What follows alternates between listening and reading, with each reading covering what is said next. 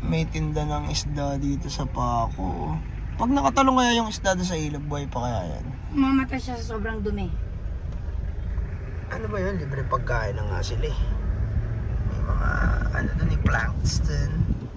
Laban dito na yung favorite mo. Ano favorite Yung ko? kinakainan mo. Alin? Yung pagsweldo natin, dito na Aki? kumakain. Oo.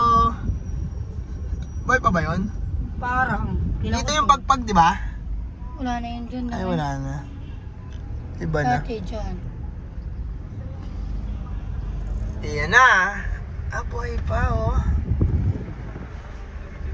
Buhay pa si Akik. Ang dami kumakain dyan eh. Akik Pares.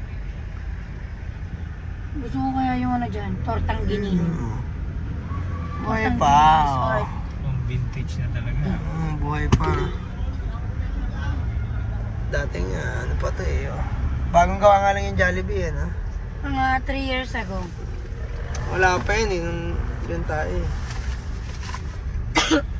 Kasi bakit wala pera?